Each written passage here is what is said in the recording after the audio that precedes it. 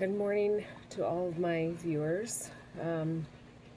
It's been a hot minute since I have made a video, and it's just every time I say I'm going to be right on track with it,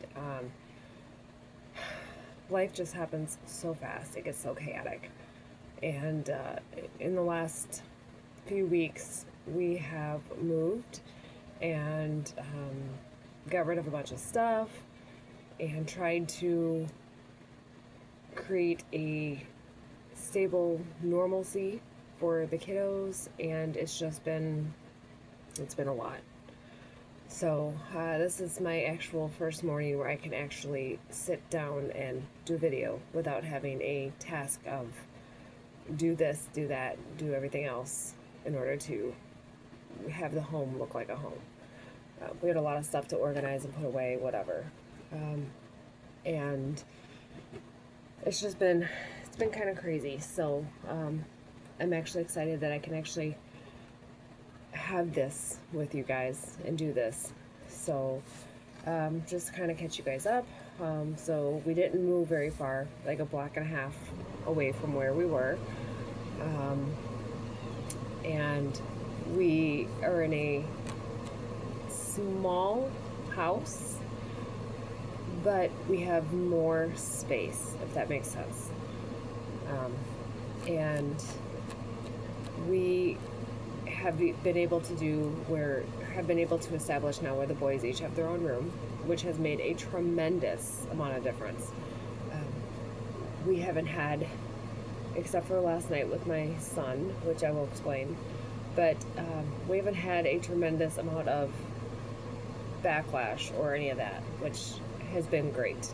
It's been kind of peaceful, and we were transitioning to be able to get into a situation like this, and now we're here, and we live very cheap so that we can be able to have things in the future that we want and go on vacations and do things for the boys and just be available.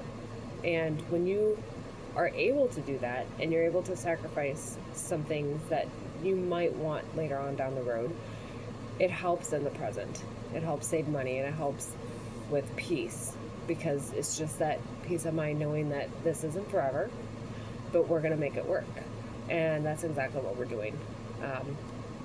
And I will do another video of a tour of our place to show you how small it is here at another day. But anyway, so yeah, last night was a little rough.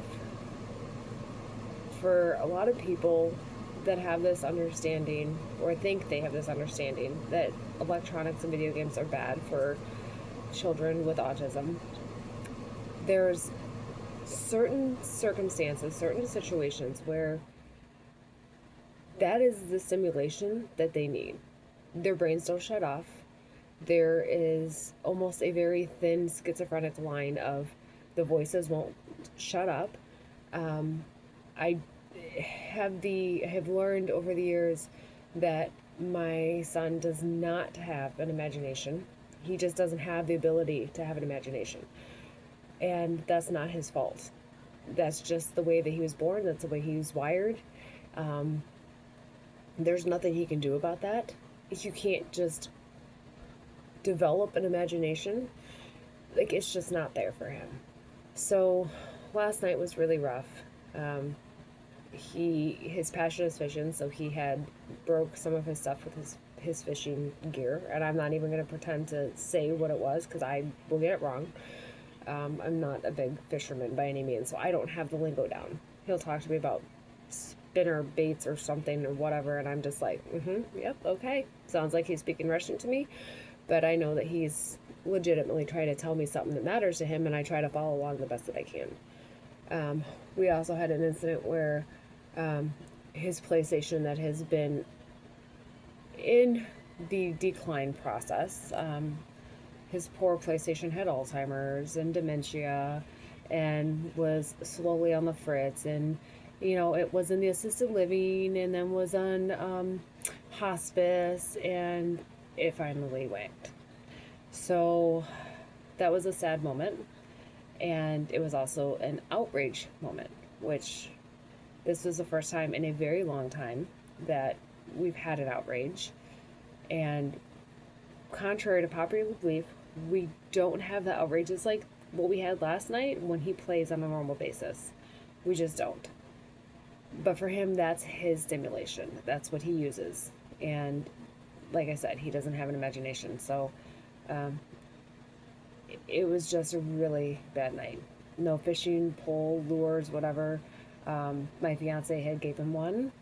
Um, Actually had one from when he used to fish. So he decided to go down to the river for a little bit, and mosquitoes were bad.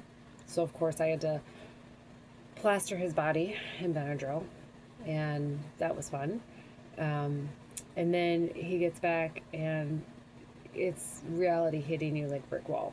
There's no um, TV, there's no PlayStation, everything just completely died, and here I am to pick up the pieces. So it was rough, but that was the first time my fiance had really ever gotten a real glimpse of that sort of moment, and I'm really kind of glad that he did. Not that I want those moments by any means, because my life is constant chaos. Because of those that follow me, you know that I have a child with diabetes and a child with autism, and so my life is never dull. Life is never boring here. But him being able to see that, he got to see firsthand what a true meltdown looks like. And it looks different for all parents. Mine is 13, and he's also got other things at play like puberty and emotions and mental awareness. And so all of that just kind of smacks you in the face and collides, and it is a 20 train collision, 20 train car collision. Like, that's literally what it is. And it was hard. He said a lot of things I know he didn't mean, but they still hurt. And he doesn't have the grade in his mind to understand the difference between anger, frustration, and hate. It all just blurs into one. So mentally, it is very exhausting. So I am very at rest, very excited this morning just to wake up and not have to do all those tasks, because I am drained in every sense of the word. I am very drained. And I try my best to keep it together every single day. And it's not easy, but that's what we mamas do. You know, we keep going. So there was that hiccup last night, the move. My son, who has type 1 diabetes, he went and did DKA on Friday. For those of you who do not know it, it's a excuse me, ketoacidosis attack. So it's basically where your body is starting to shut down because the insulin and sugar and all the levels and everything is just, alarms are going off inside your body, and your body just kind of says, I'm done. That was extremely hard. We got rushed to the hospital here where we live, and then we were sent to Iowa City, which is not far, but far enough. And my fiance rode in the hospital, or the ambulance, with him, and we were out there. We saw several doctors. It was a very long night out there as well, Friday and Saturday. It is not comfortable by any means. Like, let me just tell you, the Iowa City care team is phenomenal. Like, I could not ask for a better care team for my child. I could not ask for better service. Like, all of them were amazing. The beds, not so much. So it was a long night, but he's back home, and we're doing some things different, and we have a new plan going forward, and we're going to do some things in a different way, switching insulin and just trying to get other things going for him in that manner. So hopefully we don't have to do this again, but it is a real thing. DKA is a very real thing with diabetics and type 1 children, and it's very, very scary. Let's see. School will start in like a month, and I am not sure if I am mentally ready for that. My son that is autistic, who I fought and fought and fought for special education, is now, for some reason, not wanting to, thinking that he needs it, and it's another hurdle we're gonna have to cross. So those are just like snippets of how life has been, but it literally every day has been just chaotic, messy, loud, boisterous. Like, you're just wondering, when's the quiet come? And sometimes it doesn't. It just doesn't. You know, you just keep moving from one lily pad of chaos to another, and hoping that you find that lily pad that you hop to that doesn't sink. And we're just, we do everything day by day, and we take it moment by moment, and hope for the best.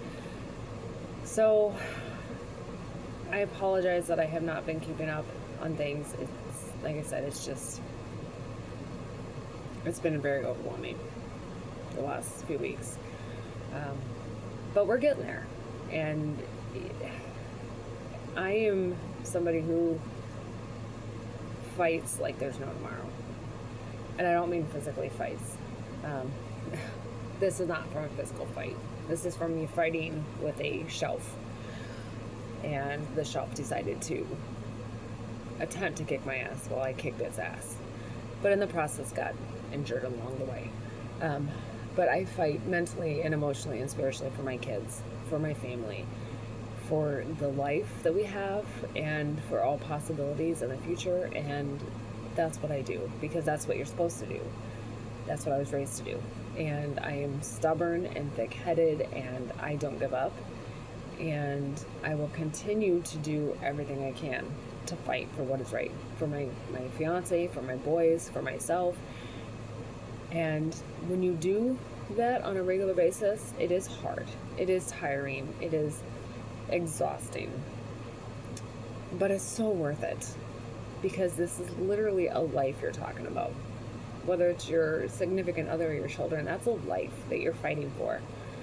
And if you love that person at all, you fight. So I'm ready just to take a break. I really am. But I know my job is way far from being over.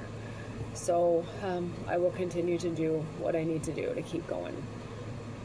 But we do have, this weekend, we are going to be going away for the weekend, and it will be nice, because I'm hoping. Vacations are always interesting. Car rides are messy and loud, and I kind of want to just be like, go back to the Starship Enterprise where I say, beam me up, Scotty, and let me get there, because it's 2 hours can make it feel like 10 sometimes. And we are actually going about 2.5 hours away, so it could be an interesting Thursday night driving. But it is what it is. So, hey, there is that.